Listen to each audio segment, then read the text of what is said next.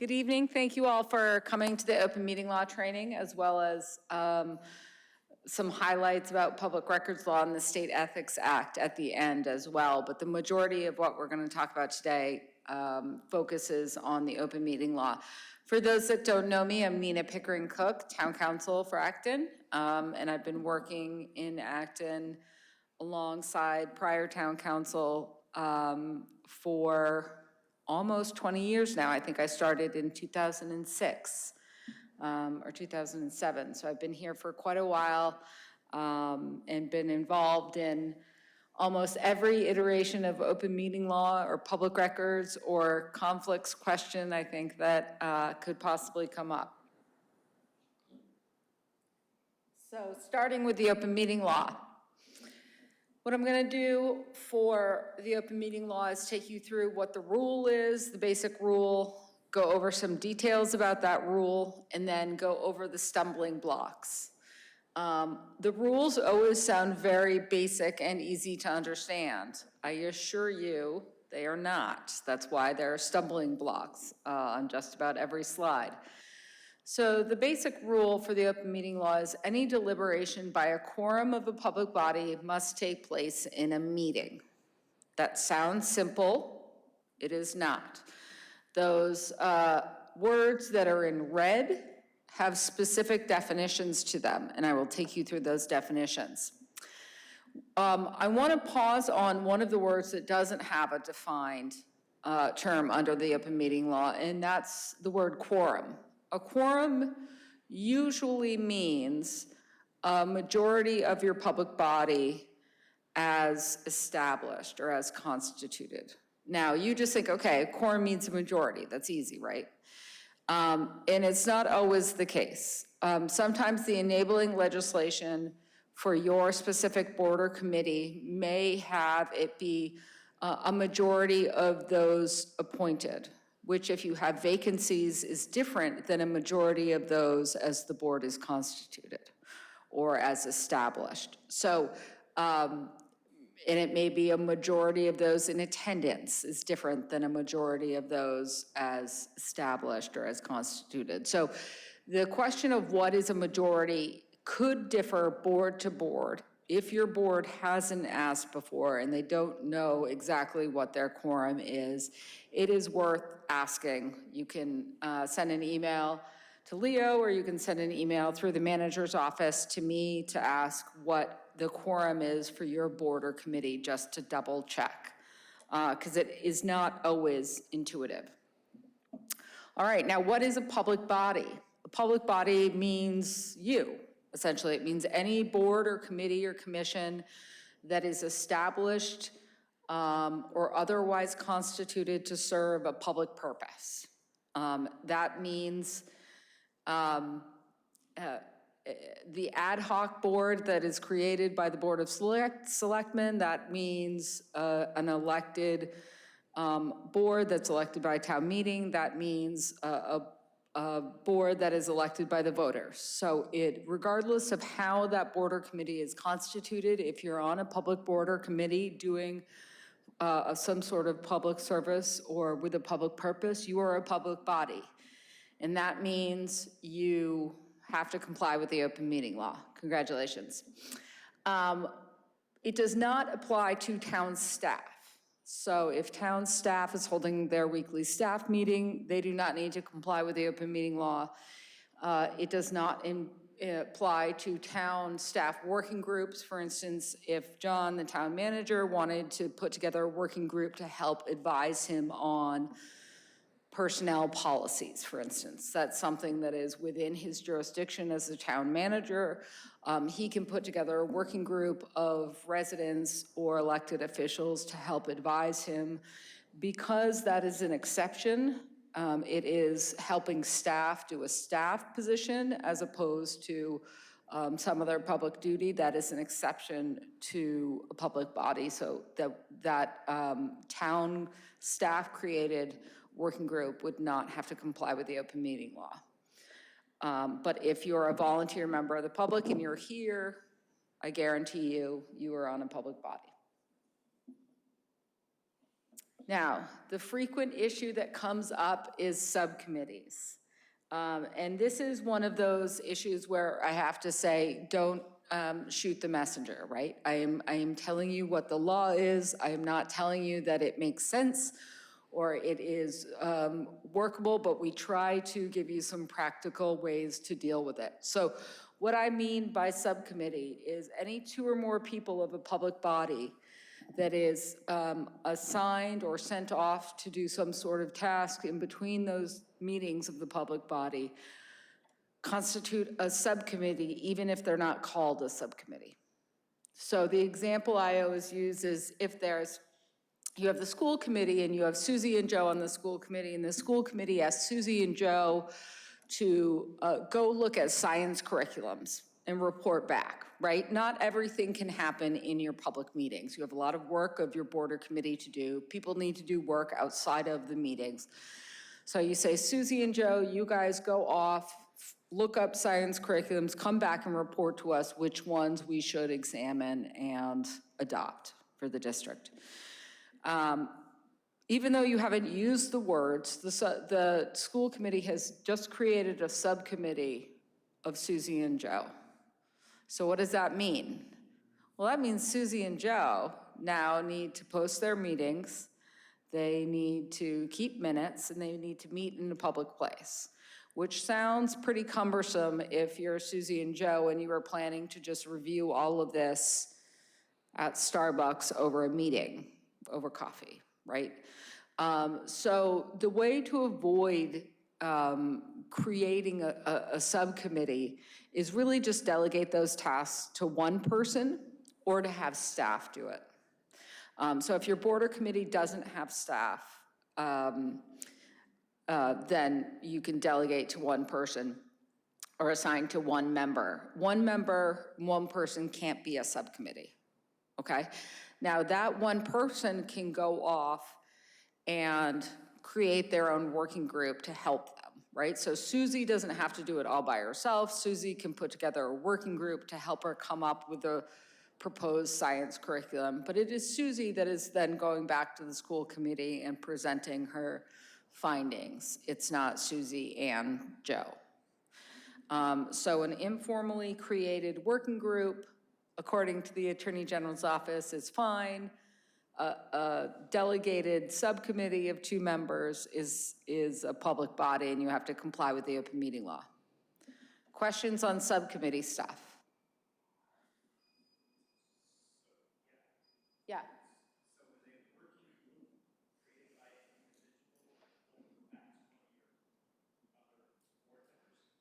So the question is, I'm just going to repeat it for people who are on the recording and who are watching live.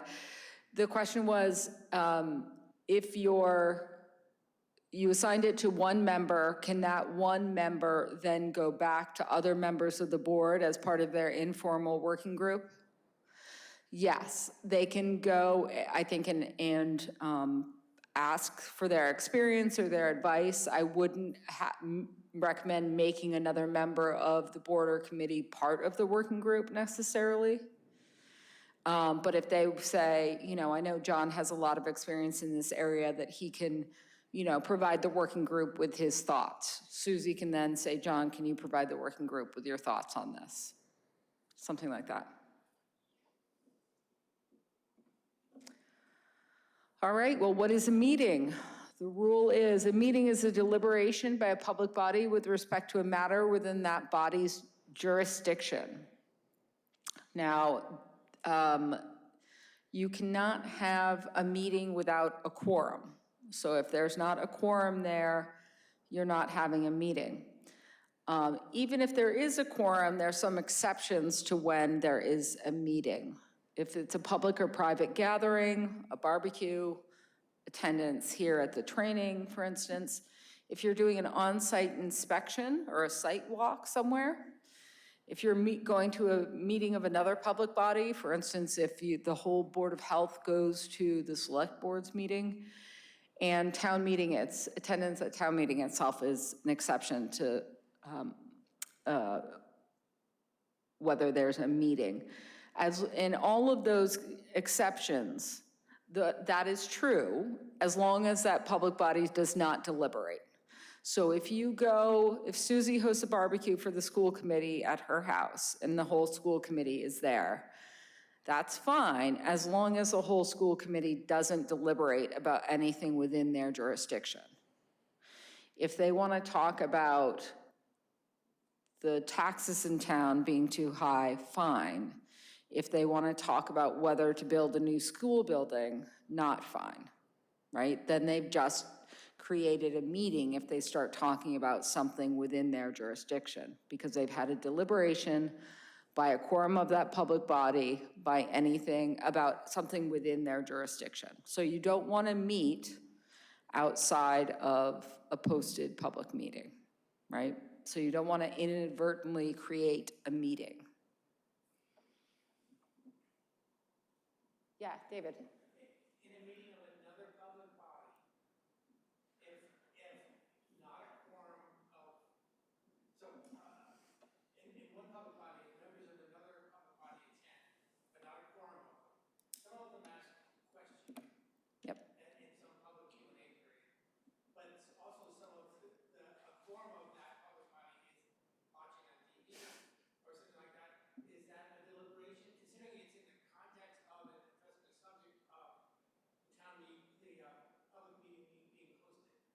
It's a perfectly public document. Yes, so in David's example there's a few members of a public body present at another public body's meeting, less than a quorum, however, and they raise their hand to ask questions or speak to something.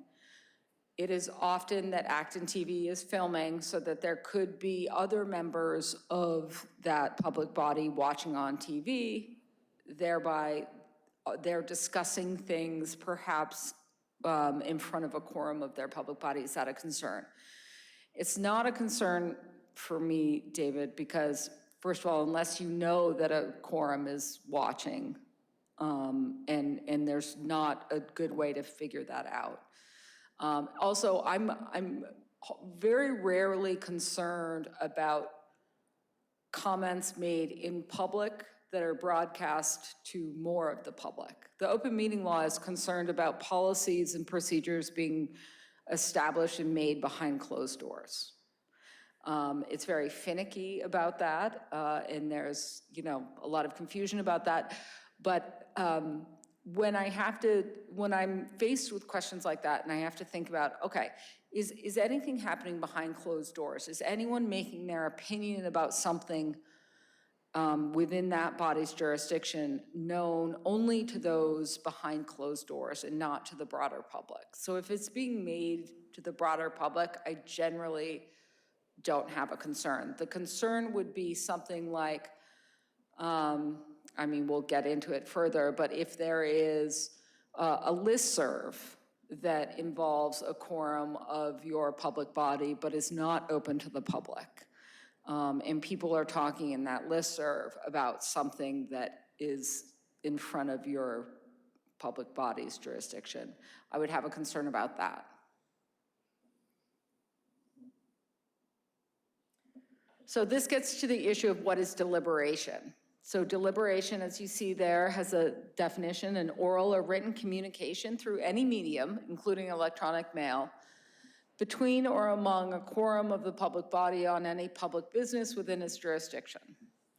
This includes email, text, blogs, YouTube, chat groups, etc.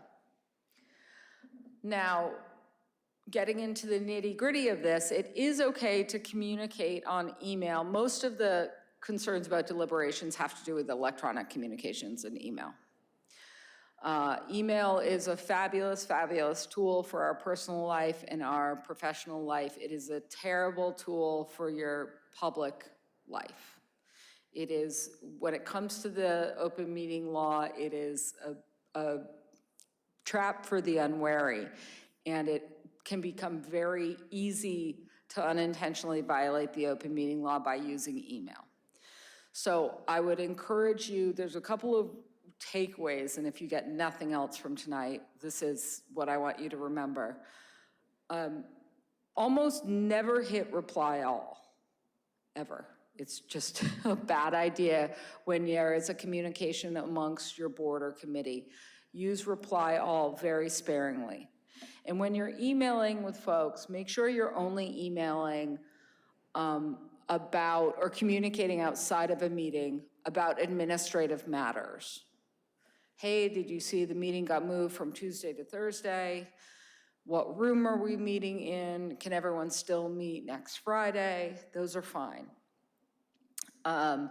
Meeting agenda items are fine. You know, I would like Susie to put the science curriculum on the agenda for the next meeting, fine. The second that email takes a turn to being a bit more substantive, then it becomes the potential for violating the open meeting law. So an example of that would be, you know, if someone emails Susie saying, I want to talk about the science curriculum, again, that's a fine communication. Someone emails and says, I want to talk about the science curriculum because I hear you're considering using the McCain science outline. And I have real problems with the substance of that outline. My kid used it in another town we're in, and it was a disaster. So if that's gonna be coming up, you know, I wanna make sure I'm there for that debate and that discussion. So that school committee member thinks like, hey, I've just emailed my chair about a meeting agenda item that I want on there. Well, they've also gone ahead and talked about their substantive opinions and personal views with respect to that agenda item. So that's now crossed over. If the quorum of the board was copied on that, that's now crossed over into a deliberation.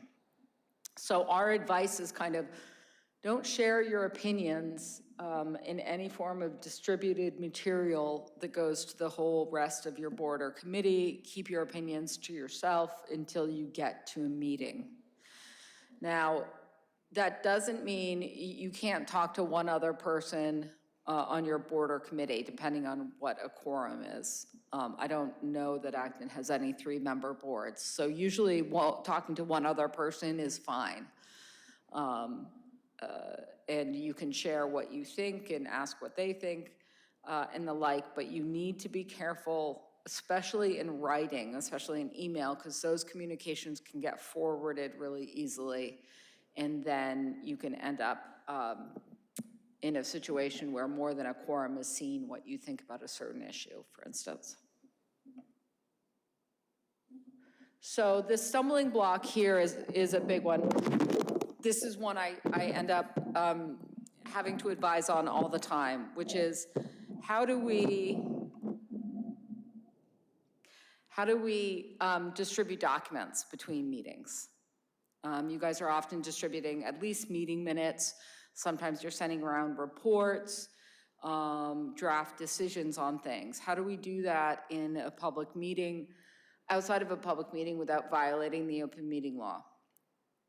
You can just distribute any documents you want as long as those documents do not share any opinions or substantive comments of the public body. So you can, for instance, if I am Susie on the school committee and I want to send around 3 different types of science curriculum, I can send those, you know, brochures for those 3 different types of science curriculum out to the rest of the school committee.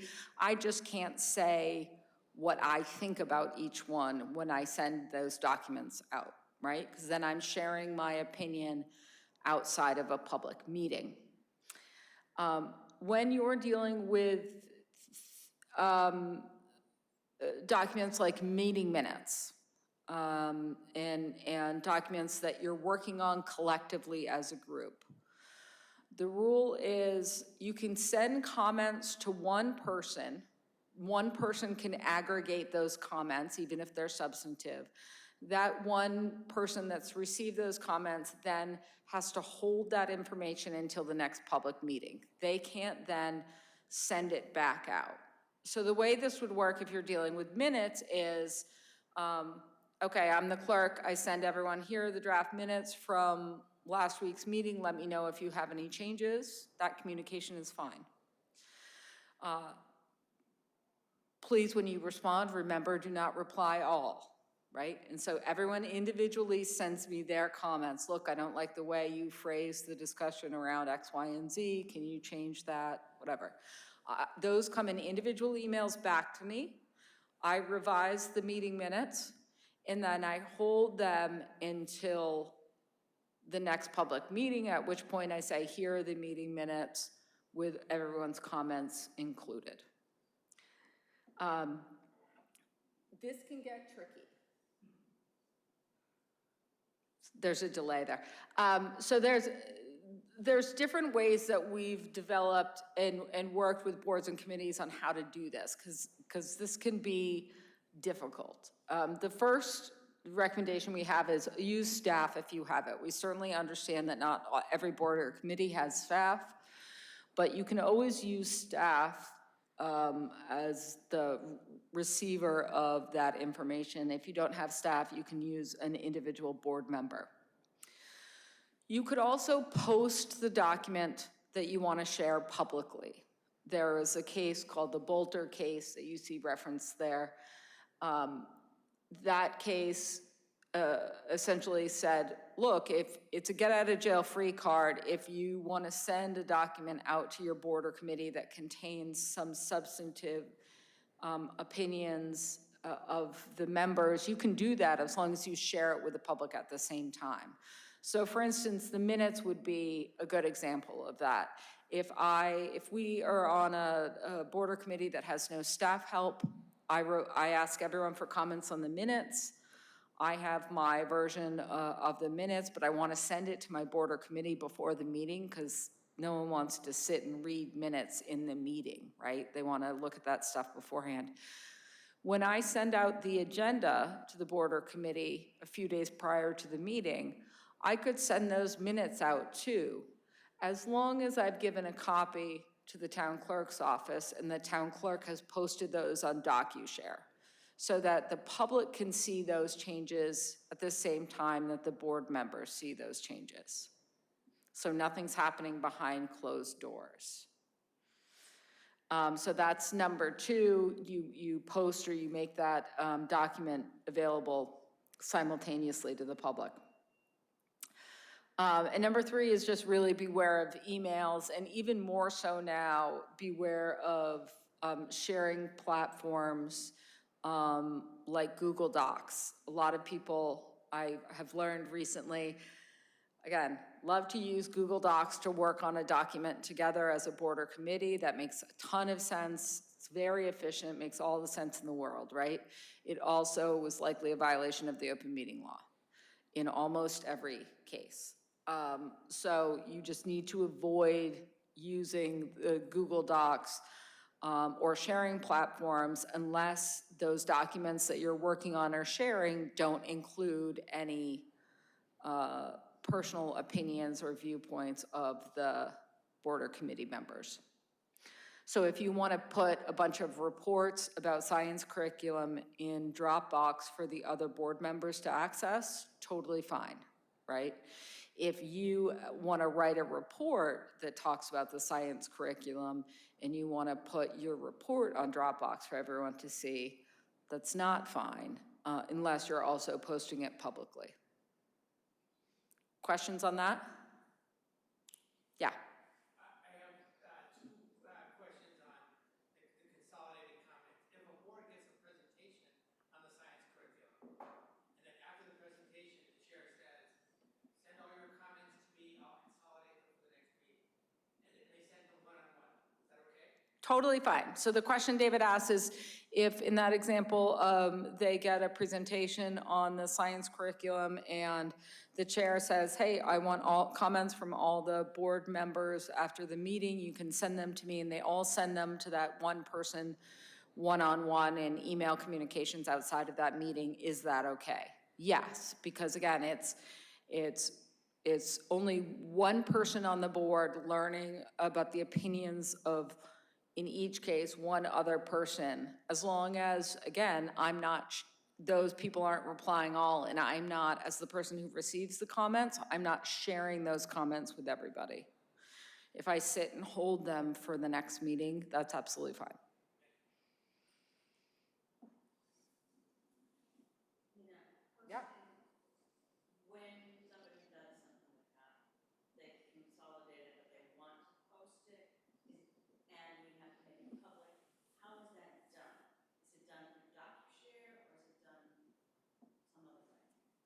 That's why Leo's here. That's why Leo's here, because Leo can answer that for you. So if your committee chair has access to, sorry about that. So if your committee chair has access to DocuShare, they can post it there. That makes it open to the public.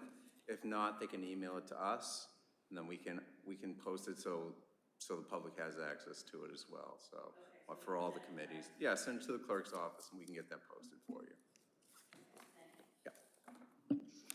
So I should actually say, from here on out, I did change 2 or 3 slides from the printed version from this morning, annoyingly enough. So if your hard copy packet doesn't match what's on here, don't worry.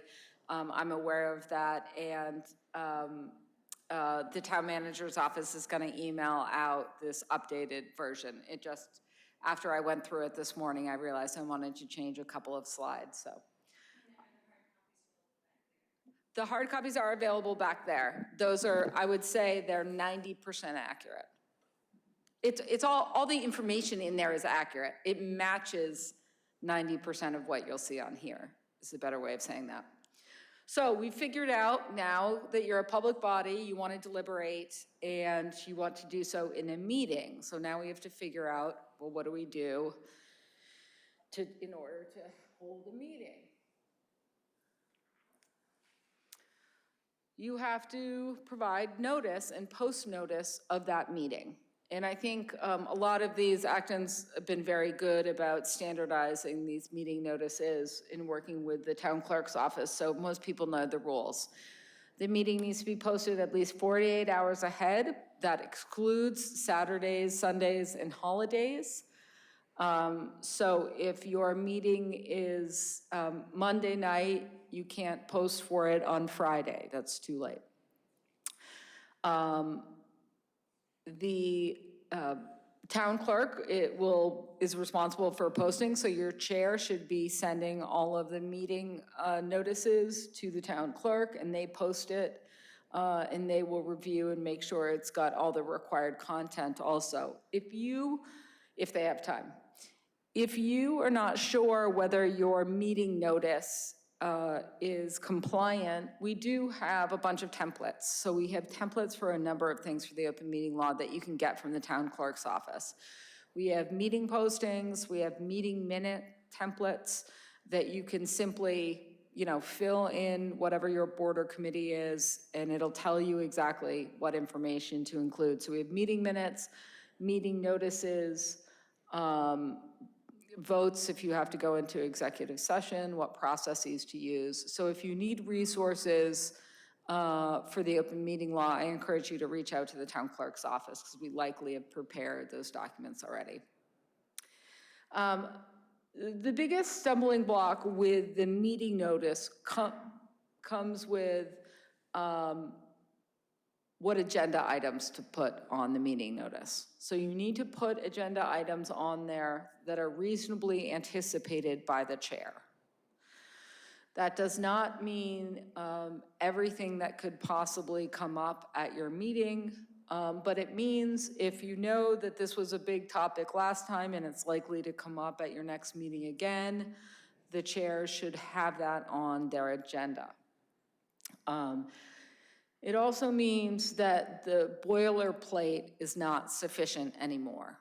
So the old meeting notices that would say new business, and then a couple of lines later, old business, that doesn't fly as far as the open meeting law goes. You need to state what exactly that new business is and what that old business is.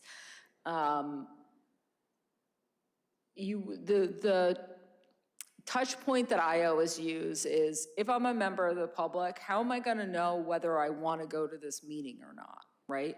So if I'm a member of the public, I live on Main Street, and the planning board puts up a meeting notice that says, consideration of residential development. Okay, I don't care about a residential development maybe in 50 or 60% of the town, but I certainly would care if it was on Main Street 2 lots down from me, right? So something like the planning board or the other land use boards, you have to put the address of the proposed project on there. Because again, the person watching needs to say, okay, I'm interested in that subject. I want to go watch what happens and be involved and understand what the discussion is.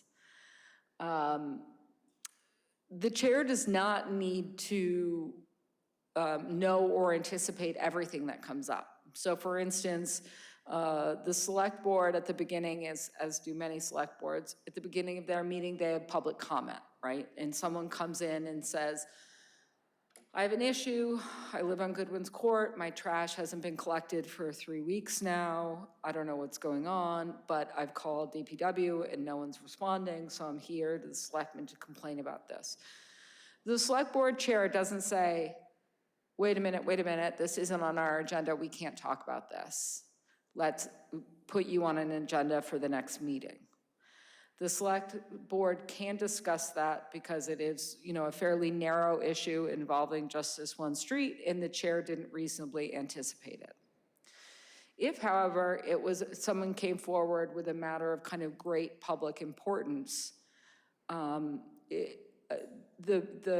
better approach there is going to say, that's a really good point, let's hold that and save it for the next meeting when I can give proper notice of it, right? So if someone comes to public comment and says, I really want to discuss the school budget. I have a lot of issues with the school budget, and I want to know what the select board is going to do about it going into budget season. That's something you would say, okay, that's a broader discussion. That's a discussion that a lot of the public in town are going to be concerned about. So let's hold on that for now and not have that discussion right now, and let's put it on an agenda in the future so we can give proper notice of that issue. So do people see the difference between those two examples as far as where that judgment call is? Okay. And also at the bottom, you can't really read it, but it just says, we recommend on the meeting postings to also have a statement about accessibility. And that is, again, there are, almost all of our meetings are held in accessible locations, but if someone has a particular concern, for instance, if they are going to call in remotely or need some technological help with that, they can call the town clerk's office and they can be accommodated for any reasonable accessibility issues. Also, there is an emergency exception. This exception is used very rarely, meaning if you have a matter in front of your board or committee that cannot wait 48 hours, you can meet on an emergency basis. This is very rarely used. We used it quite a bit, of course, during the pandemic, for instance, when the pandemic was starting, trying to figure out whether we need to close town buildings. The Board of Health wasn't going to wait 48 hours to sit and have that discussion. They were going to hold an emergency meeting. In that case, you still need to post as soon as you can, but you can hold an emergency meeting. Again, if people want to quibble with what qualifies as an emergency, it really means that if you waited 48 hours, the whole purpose of what you were meeting for is gone, right? So some deadline has to be running, some action has to be taken within that 48 hours for it to really constitute an emergency.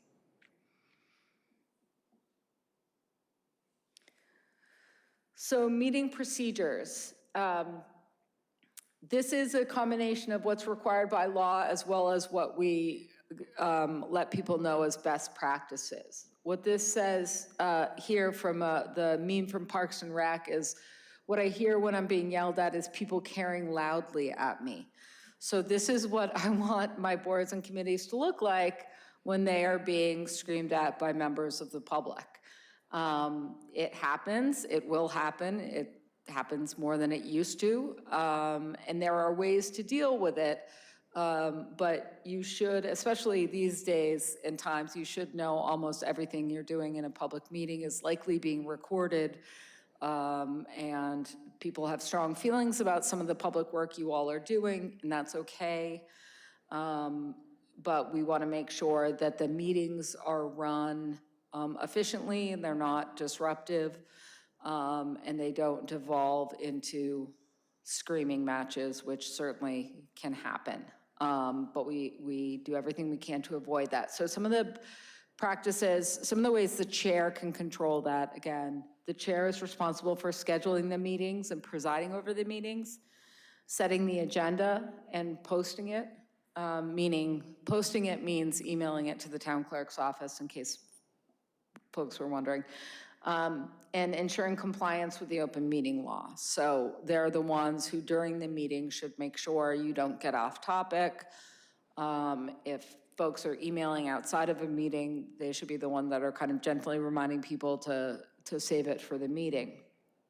Now, when it comes to the open meeting law, people are often surprised to hear me say the open meeting law doesn't require you to take public comment. It requires public to be able to come and watch you work. It doesn't require the public to be able to participate in your work. There are two exceptions to that. One is if you're a board that is holding a public hearing pursuant to a different law. So that's a capital P, capital H, public hearing. Those are held by land use boards or the Board of Health or the Board of Selectmen. If you are holding a public hearing, the public is entitled to provide comment. And if you, as a board or committee, have set aside time for public comment, then people can obviously come and speak during that time. During those public comment periods, you cannot restrict what folks are speaking about during that public comment period. So if they want to come and talk to you about why they think the planning board is completely corrupt and allows unfettered development all over town, I'm sure you could object to that, but you do need to sit and listen to that public comment instead of shutting them down. Now, there are ways to deal with this in order to continue to maintain any semblance of order at your meeting, right? And one of the ways to do that is if you allow public comment, which you don't need to do, but if you allow public comment, you designate a specific time for that at your meeting, and you set limits. And those are all done ahead of time, right? So typically the select board will say, we'll have public comment, we're gonna limit everyone's comments to 3 minutes apiece. If, for instance, there's a huge audience there and they know that lots of people wanna comment, you know, they'll set a time limit ahead of time. And prohibit commenters from disrupting each other. And then the chair is the one that really manages that, right? So if someone makes their public comment for 3 minutes, you let them go at the end of 3 minutes. Thank you, sir. Sit down. The next person wants to comment, and they keep going. Sir, you're disrupting the meeting at this point. I'm going to ask you one more time to sit down. And if you don't, I'm going to have to ask you to leave. They continue disrupting. You can ask them to leave. And if they refuse to leave, you can suspend the meeting until you can get the Acton PD there and have people removed from meetings. This has occurred not seldomly. It's happened here, it's happened in other towns quite frequently, where the police, again, the people won't necessarily get arrested, but they'll be asked to leave. If you know that there's a matter on your agenda that is particularly contentious, or you know that there's going to be really heated debate between parties and you're concerned about it, you can absolutely reach out to the town manager's office and say, I might be more comfortable if we had someone just posted in the back of the room. And so, you know, there will be times you'll see at a select board meeting, there may be a police officer in the back of the room, just to make sure that usually just having someone there in uniform keeps people in line enough that they don't need to do anything more than stand in the back. But that option is available to you as public members of the public body. Questions about meeting procedures? Question about process in the actual meeting. If you put time stamp beside each agenda item, but everyone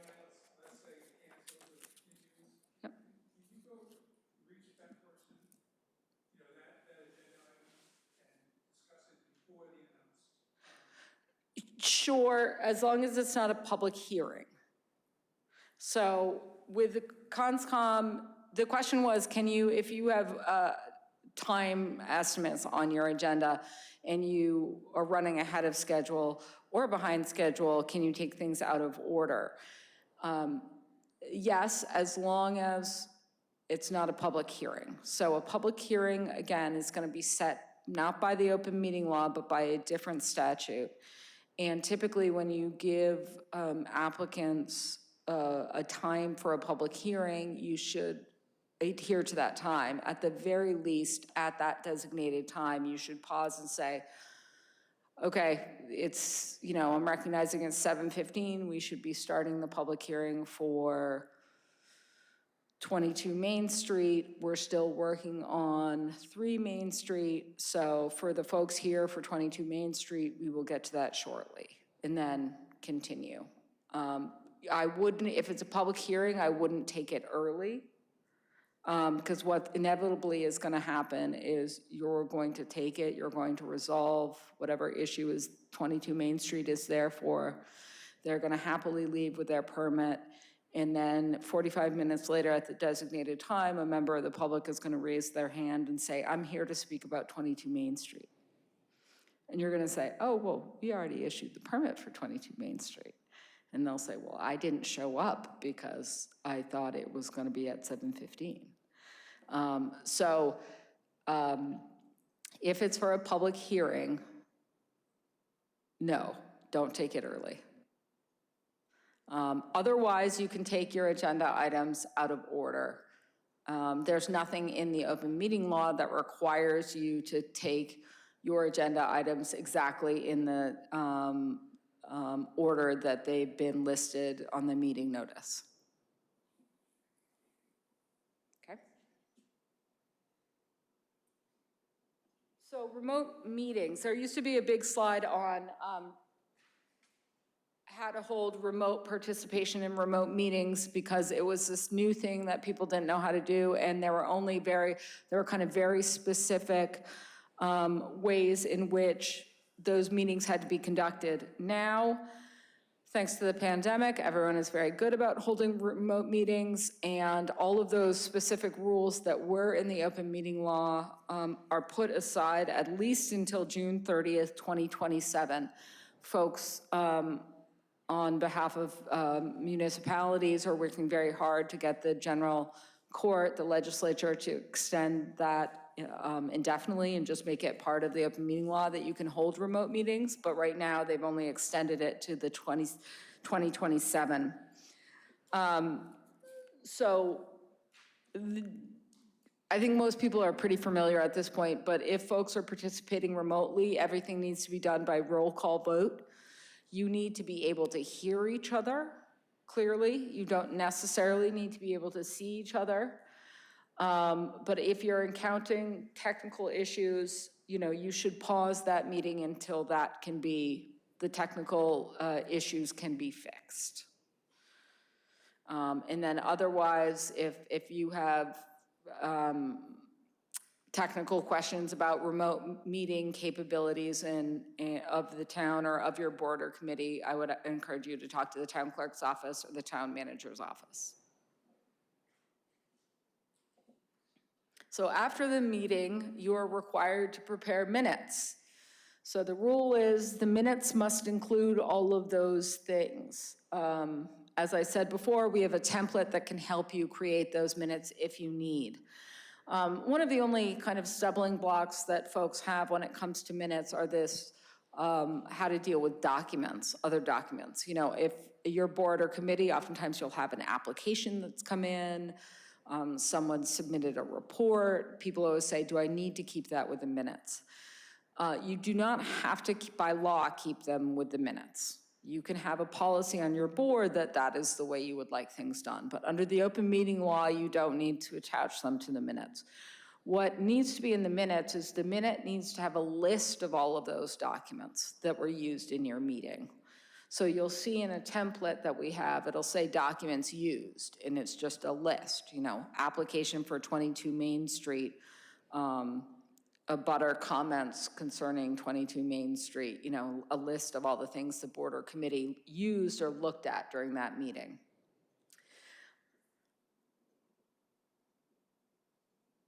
The biggest thing and the stumbling block for minutes is just actually getting them done. Minutes pile up and back up really quickly.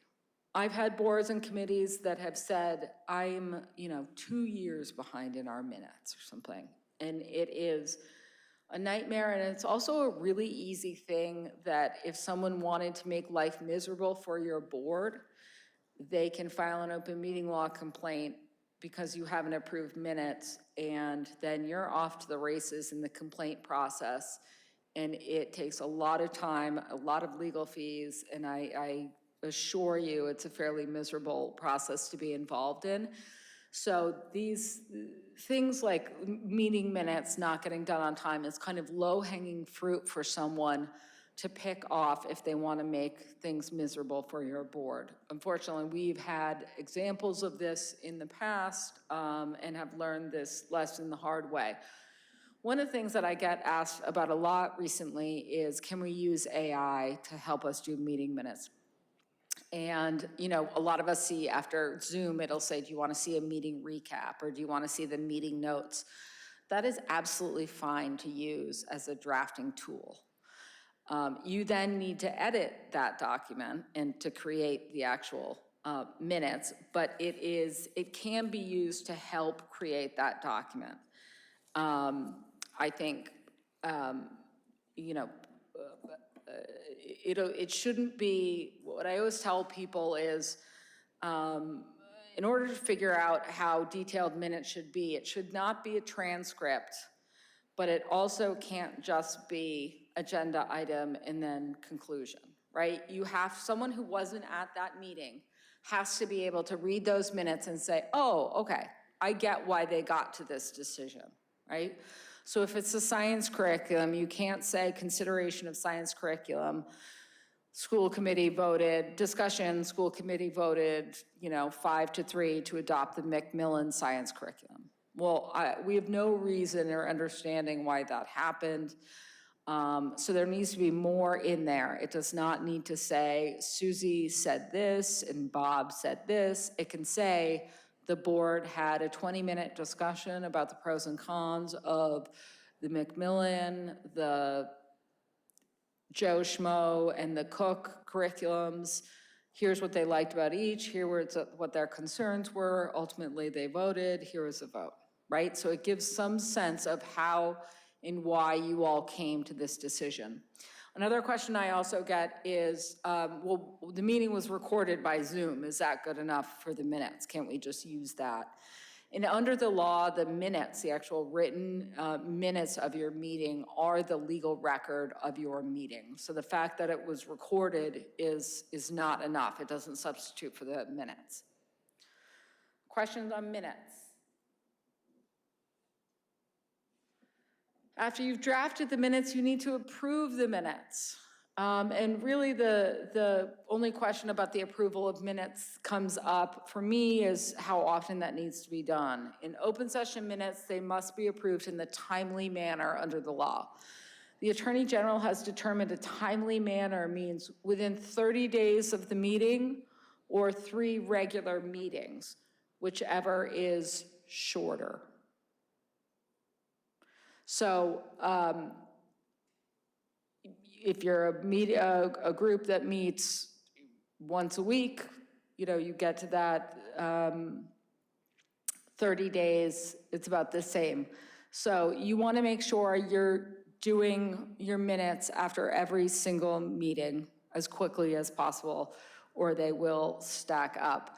One thing to also understand is that they are subject to disclosure both under the open meeting law and under the Public Records Act, even if they're not final. So someone may say, I want to see the zoning board minutes from last night.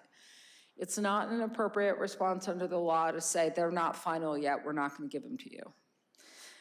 They get to see draft meeting minutes or any recordings or materials used to prepare those meeting minutes. You can tell them, here's a draft of them, they're not final. but they still get that document pursuant to the public records request. If you're a board or committee that has executive sessions, and those really are only a few boards or committees, it's usually only the select board, board of assessors, board of health, and occasionally the land use boards. Most other boards, I think, don't regularly hold executive sessions. But if you've held executive sessions, you should think periodically, really at least once a year, of whether your executive session minutes need to be reviewed and approved. The rule for executive session minutes is that as soon as the reason for the executive session is passed, you need to review and approve those minutes. So I'll get into how to hold an executive session in a minute, but an executive session just means the public's not invited to watch, right? This is actually an area or an instance in which you can do the public work behind closed doors. But that doesn't mean you put your pencils down. I mean, I think it used to be, it's like, okay, we're in an executive session, pencils down, no one take minutes, things like that. You take minutes, you take a separate set of minutes from your open session minutes, and you maintain those minutes as confidential as long as the purpose for what the executive session was called for is still a live issue. So what do I mean by purpose? So there are 10 executive session purposes and only 10. So if you want to go into executive session for your board or committee, there are only 10 ways in which, 10 reasons for which you can do so. And these are listed up here, up on the slide. The 3 in red, you can only hold executive session meetings for those purposes if they're going to have a detrimental impact on the town's position. So that means, for instance, with respect to discussing strategy with respect to litigation, right? That's something I'll often do. I'll have an executive session with the select board. Well, if the case that I'm talking to the select board about has already been resolved and it's been settled, I no longer can discuss strategy with respect to that litigation with them in executive session, because the purpose for which the executive session is being held, discussing it in an open meeting is not going to have a detrimental effect on that litigating position of the town, right? Like, it's already been settled. Same with acquiring property. You can discuss it in executive session. Obviously, you don't want, if we're purchasing a property, you don't want the sellers to know what our negotiating position is during that negotiation, during that purchase and sale. But once that acquisition is complete, then the presumption is that discussing it in an open meeting is not going to have a detrimental impact on the town's position, because it's already been bought and sold. So now you should be able to discuss it publicly.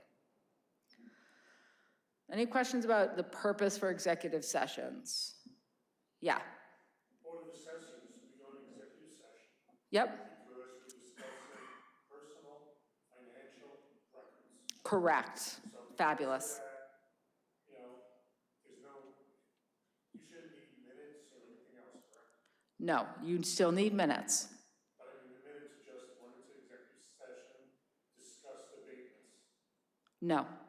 You need your open session minutes that say, 7:52, go into executive session. Then you have a document that says executive session minutes, and those provide the same level of detail as your open session minutes. They're just kept separately. So it needs to detail what address you're talking about, what the reason for the abatement is, what decision you all came to with respect to the abatements. Okay, so basically, especially at the beginning of the year, we can have 100 things coming in. We need to list every one of those? Yep. Yeah? Yep. All right. This, again, don't shoot the messenger. That's what we're going to go back to. But yes, you need to have, if you're making, your board is making a decision on a certain property or a certain application, that decision needs to be recorded and reflected somewhere. Is that something, I'll check with them, but is that something staff can do since they have the applications? Or is it something the board has to do? No, staff can keep minutes. You can have staff do minutes for executive session, that's fine. Maybe we have all the applications stacked up that we signed off. Absolutely, that's fine. Okay, thank you. Yep. Nina, can I just ask, does security devices include things like IT security? Yes, absolutely. And building security? Yes. So oftentimes, if we're talking about the select board maybe adopting, or I know it comes up a lot with infrastructure. You know, another of my towns was dealing with a water department and IT security around their water department. That can all be in executives and should all be in executive session. So it certainly includes not just physical security, but cybersecurity as well. To go into executive session is not intuitive, and there is a process that you have to go through. I'm not going to go through all of the steps for you all because you'd forget them. But what I would say is these are not just technicalities. The AG has issued many enforcement actions for people not entering into executive session the right way. We have a script. You can reach out to Leah at the town clerk's office to get a script of how to enter into executive session that will take you through each of these steps. I would rather have you, if you have an executive session that you need to hold, just email someone and ask for the script.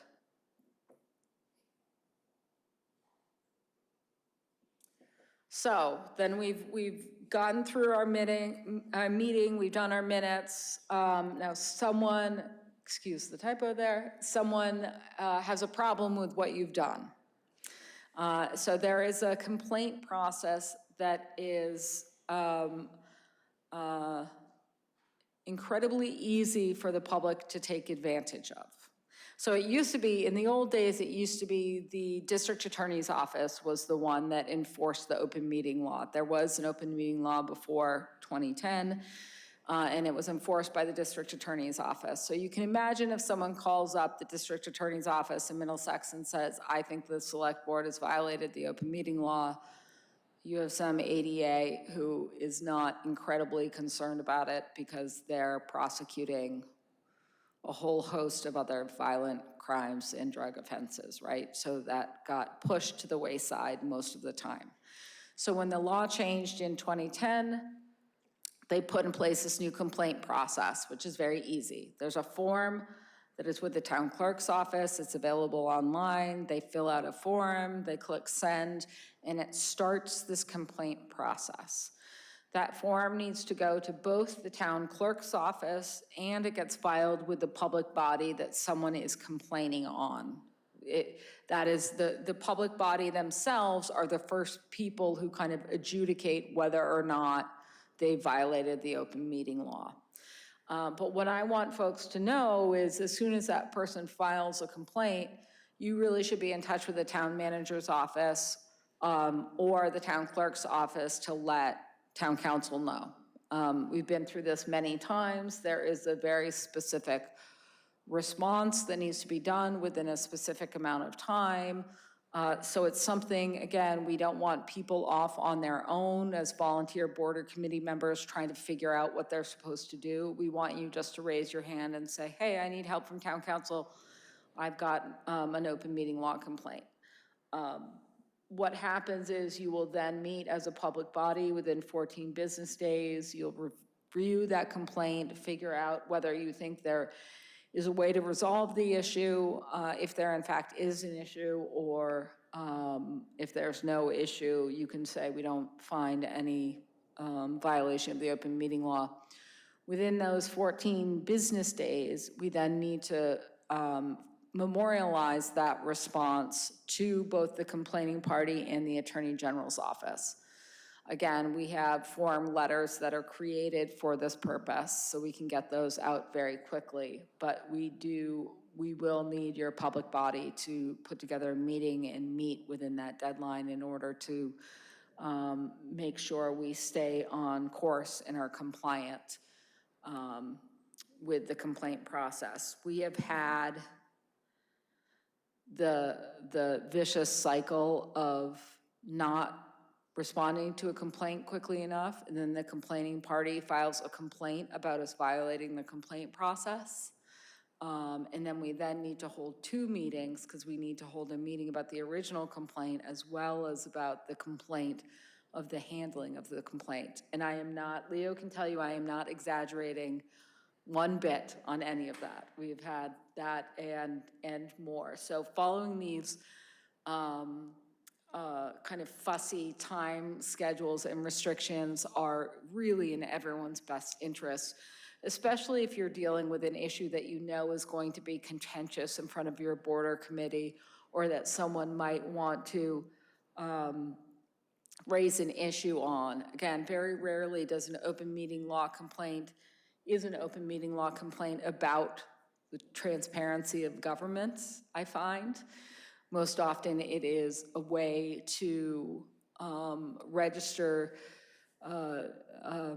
disagreement with the public body for whatever action they're actually taking, or really just trying to make that public body's life miserable by starting this complaint process and really digging in.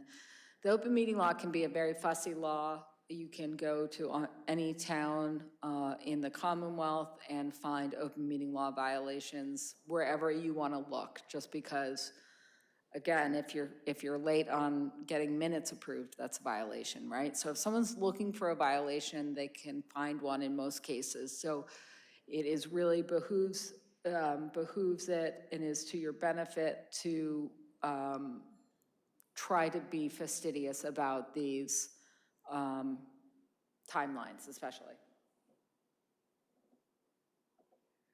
If someone doesn't like what we've come up with at the public body level as a response, they can appeal it further up to the Attorney General's office, and they usually do. The Attorney General's office will do a brief investigation, and then they will write a determination as far as whether they think there is a violation or whether there's not. If 9 times out of 10, they may find there is a violation here, but the result is going to be, we're going to ask the board or committee to please comply with the open meeting law in the future, or maybe we're going to ask you to go through some training again. So this is not a black mark on your record that people are going to remember forever if you happen to violate the open meeting law. But you certainly don't want to make the same mistake twice. The Attorney General's office, if, for instance, they're seeing the Board of Assessors coming forward with violations with their executive session processes and procedures, they'll give you a slap on the wrist once. If they see you come back 2 or 3 times with people complaining about it, they're gonna say, okay, we warned you last time, now we're gonna take this to be an intentional violation. And that's when the penalties can ramp up, either to be, undoing the action that you've taken, or impose a civil penalty, monetary penalty. I've never seen that done. I haven't heard it done, so that's only in extreme cases. But that is out there and available to the Attorney General's office. One thing I want to be clear, that the AGO is the Attorney General's office. The Attorney General's office, the Division of Open Government under the open meeting law, does not handle concerns about ethics. Right, so people get these things confused all the time. They'll go to a meeting and say, this person has a conflict of interest, they shouldn't have sat on this is a violation of the open meeting law. No, it's not. It's maybe a violation of the State Ethics Act, which we'll talk about in a bit, but it's not a violation of the open meeting law. So ethical concerns don't go through the open meeting law complaint process. The conduct of public hearings Again, I mentioned earlier, there are these things called public hearings as opposed to public meetings. So if you have a public hearing for a site plan approval, for instance, that's done under a separate statute, you need to give specific notice to abutters, for instance. And if someone is saying, hey, I didn't get proper notice of this meeting, no one sent me notice as an abutter, that is a complaint about the public hearing. That is not a complaint about the open meeting law. And the other thing that people get complaints about all the time, and the AG is always writing opinions that, sorry, we don't have anything to do with this, is they don't police the truth of statements made. So people may file an open meeting law complaint saying, I sat there and listened to the chair of the Board of Selectmen say X, Y, and Z, and I know that that is completely untrue, and I'm going to file an open meeting law complaint. That has nothing to do with the open meeting law, and there are other remedies, such as voting that person out, in most cases, to resolve concerns about the truth of the statements being made, but that's not part of the open meeting law either. So I would say it really, an ounce of prevention goes a long way. The general guidelines here, if you have a posting problem, you know, you didn't get it in time, just postpone the meeting. Don't go through and hold the meeting anyways. You're just asking for trouble. If there are items not listed on your meeting notice, if they're important, save them for later. If they're, you know, narrowed and of limited impact, you can deal with them at that meeting. If you receive a problematic email, you know, you notice that a board or committee member is emailing your whole board, that I encourage you to give a gentle reminder. You don't need to report anybody, but you can certainly give folks a gentle reminder, hey, you know, that makes sense, but let's save it for the meeting, something like that. If there's a pattern of behavior, even after people have been reminded or warned, then that is something you would want to elevate perhaps to the town manager's office, because again, it's only a matter of time before that person gets the whole board in trouble. Make sure discussions don't stray off topic into executive session, and then, as I said, just police yourself before others decide to police you. That is the open meeting law. Any questions? Quiet group, all right. Now yes.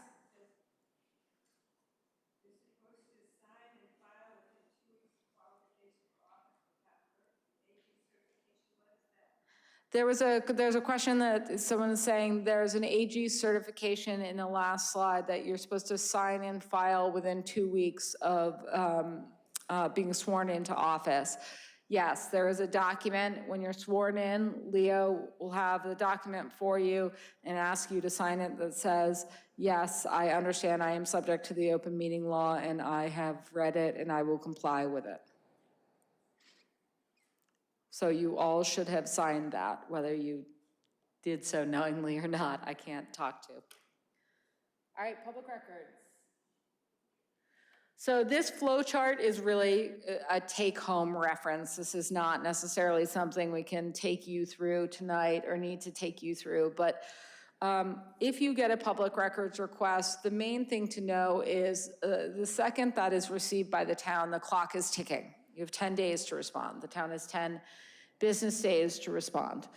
The other thing to know is that at this point, the town clerk's office in the town has software where they manage and track public records requests. So this is great, right? You get a public records request for all the abatements the assessor's office has received or granted in the past 3 years.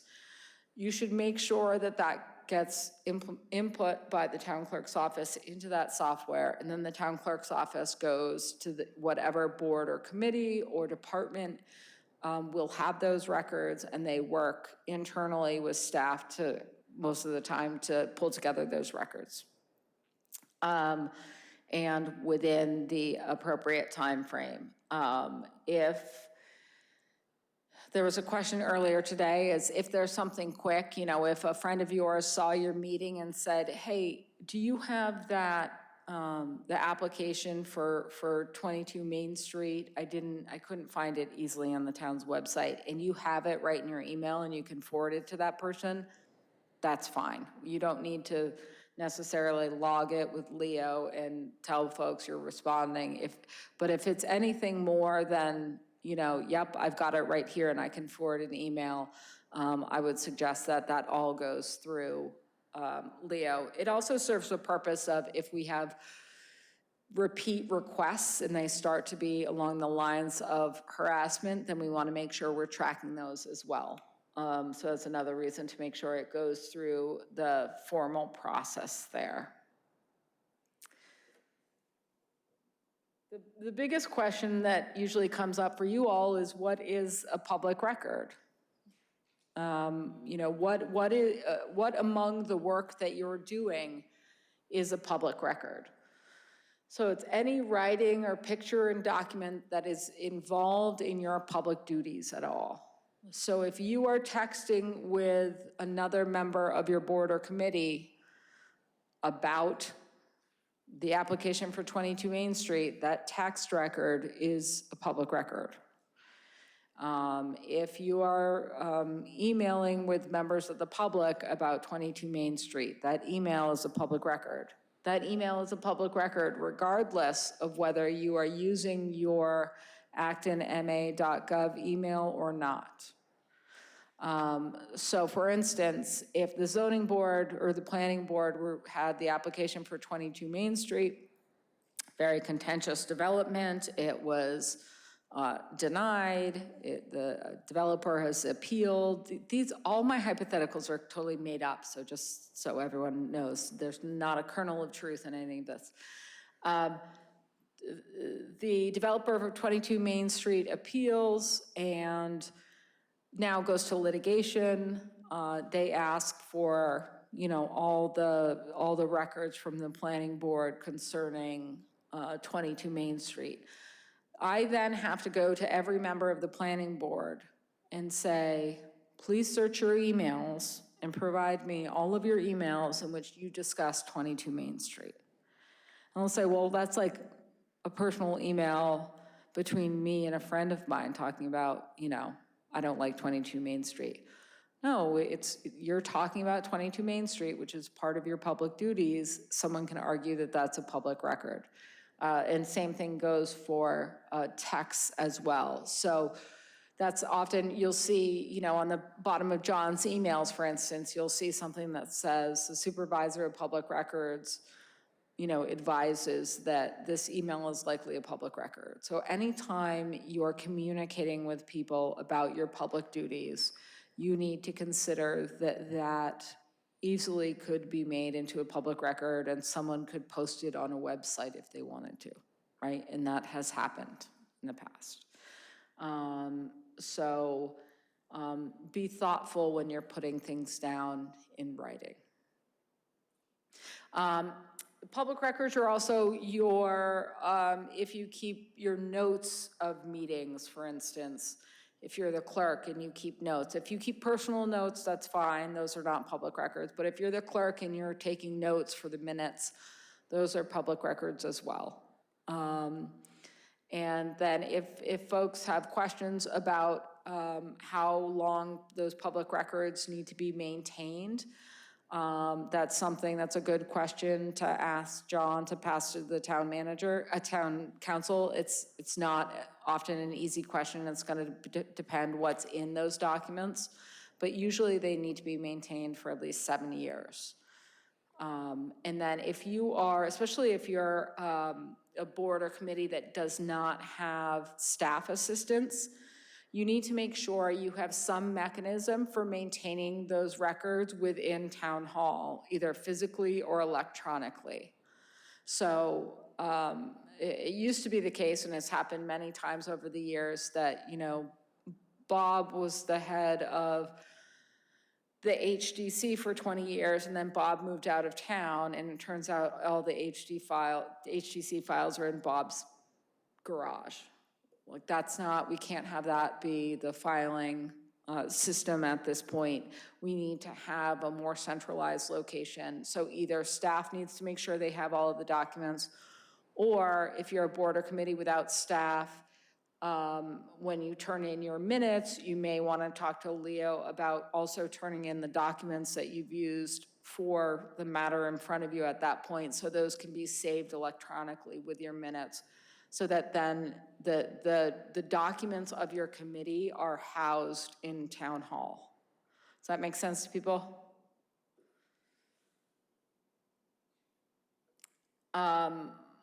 So when someone requests public records, again, this is a bit like the complaint process for open meeting law. I kind of just want you to raise your hand and say, hey, we've got a public records request, we need some help. And then the town clerk's office and town manager's office and town council's office deal with this stuff all the time, and we can help. What happens is almost everything is a public record, but within those public records, there's lots of information that is exempt from disclosure. So for instance, with your Board of Assessor example, you may have financial records from people. You may have social security numbers, you may have bank account numbers. All of that information needs to be redacted before it's disclosed to the public. That's our obligation, right?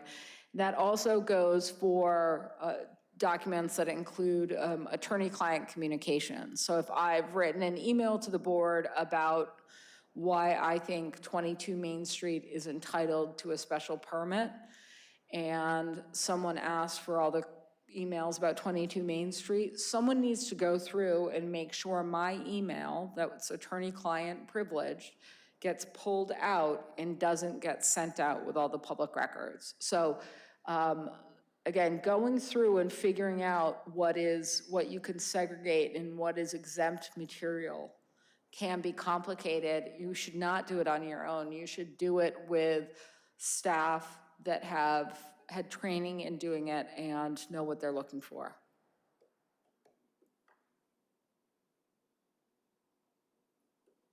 So again, seek advice about this. If you have a question about whether it actually is a public record, if you have a question about redactions or withholdings, response procedures or timelines, or seeking fees, these are all things you should be interacting with the town clerk's office and the town manager's office for.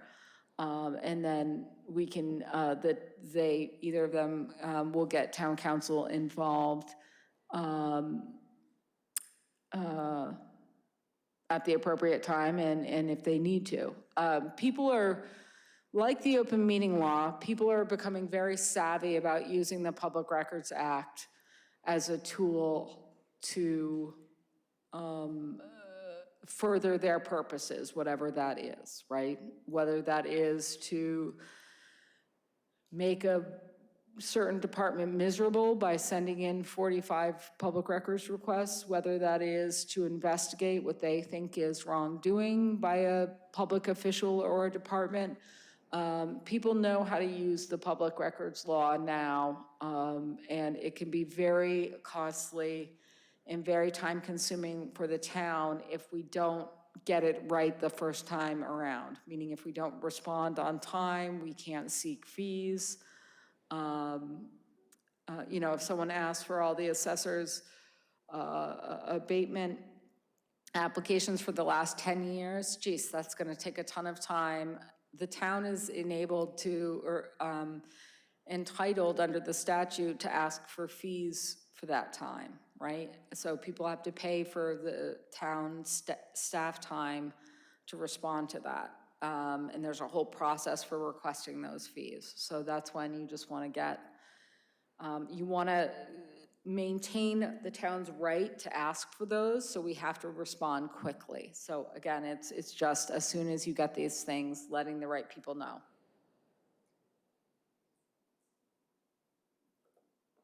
So these are some records management practices. Again, the stuff you're most often going to be asked for are minutes, reports or applications, if you're on especially on a land use board, an application for development. So these are things you want to think about posting kind of affirmatively on the website or on your website somewhere or on DocuShare, and making them publicly available.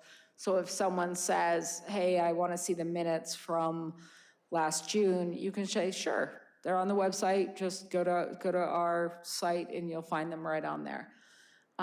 You can talk to the IT staff and Leo to figure out kind of what's available as far as DocuShare and how to use that.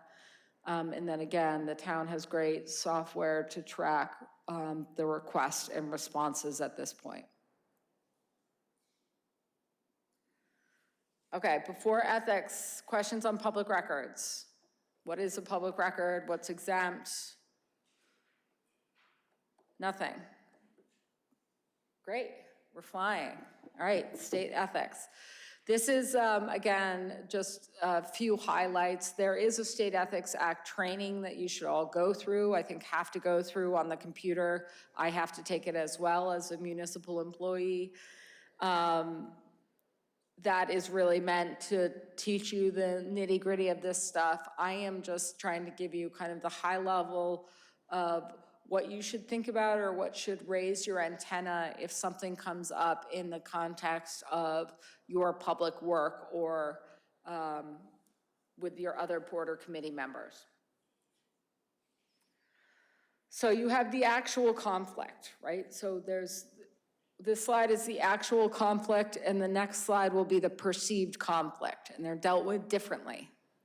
So the actual conflict, when is there actually a conflict?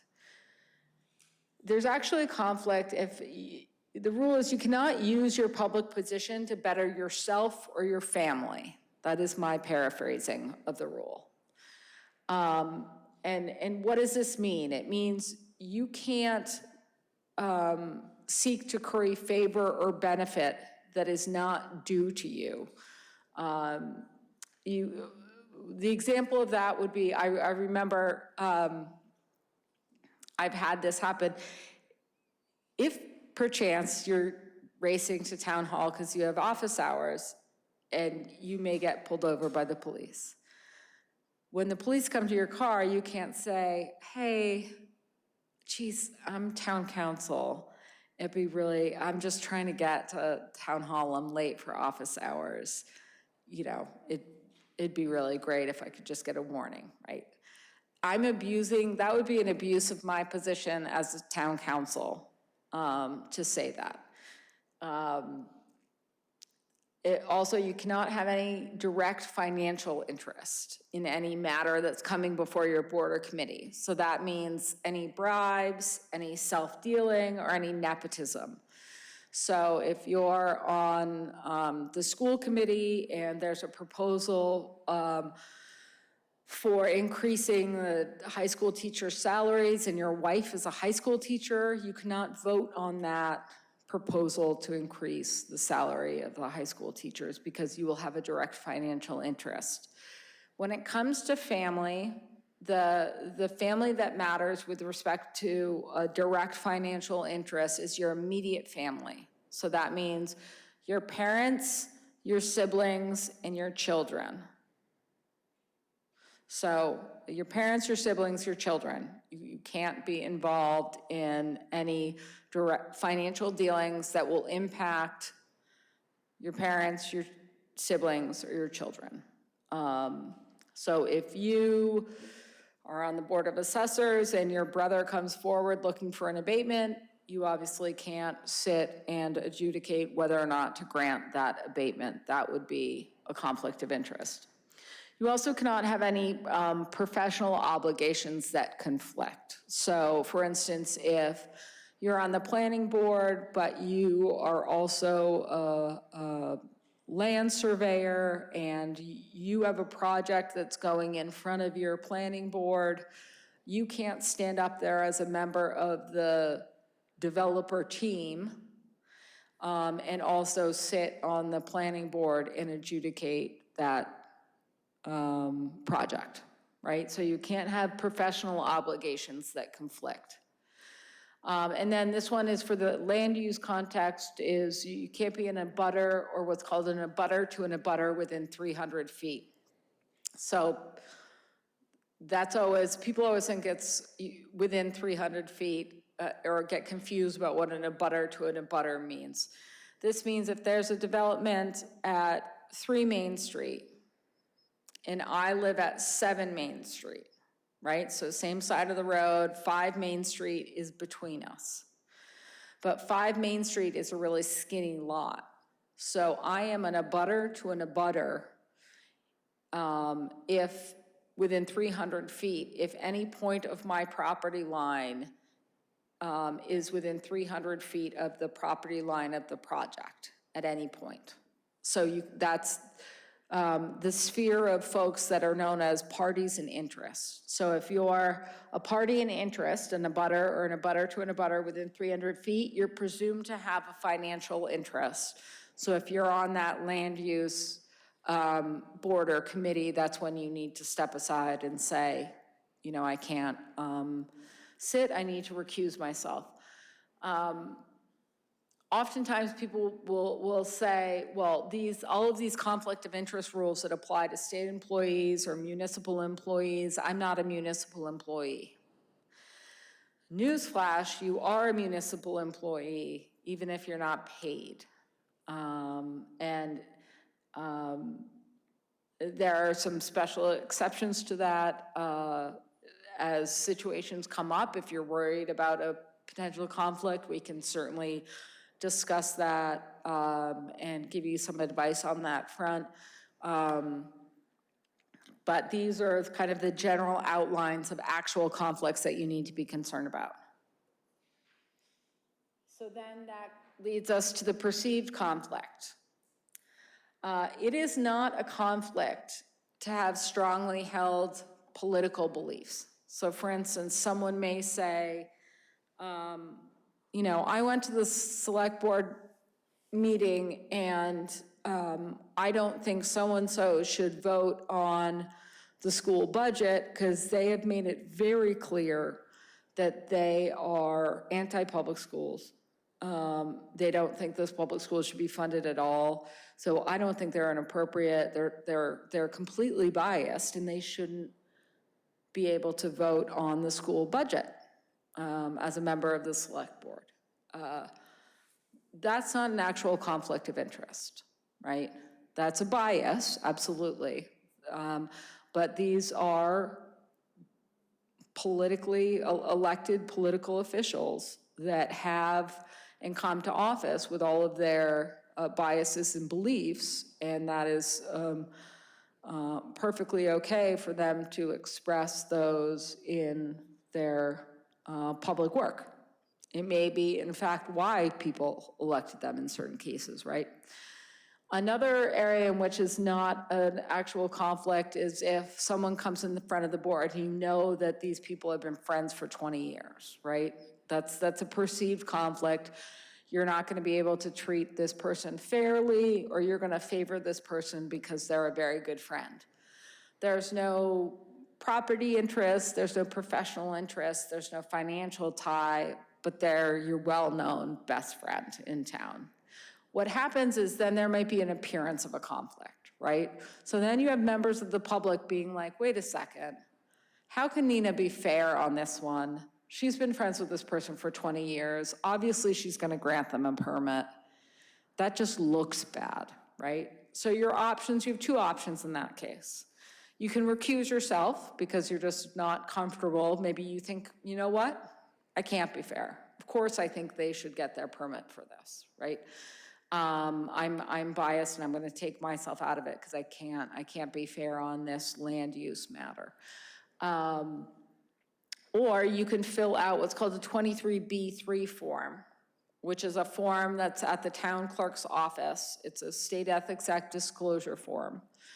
And that is disclosing to the public and to your appointing authority, hey, a reasonable person may think there's a conflict here. I'm letting you know, if my friend of 20 years was coming forward to seeking a permit in this, but regardless of that friendship, I can review this matter with the town's interests and my public charge in mind, and not be unduly affected by the fact that this person is a good friend of mine, right? So that's a situation in which there may be a perceived conflict that you want to dispel before you sit on that matter. It may be also the case if there's, you know, a distant cousin. Again, it's not a direct financial connection because they're not your sibling, spouse, child, or parent, but they're your cousin, and so people are gonna talk and it looks bad. So you should probably file a 23B disclosure in that case. Questions on ethics? On open meeting law? Public records? You guys are easy. Nothing. Any final words, Leo? Well, then you guys, it's 6:36. It's a record. Cheers to you.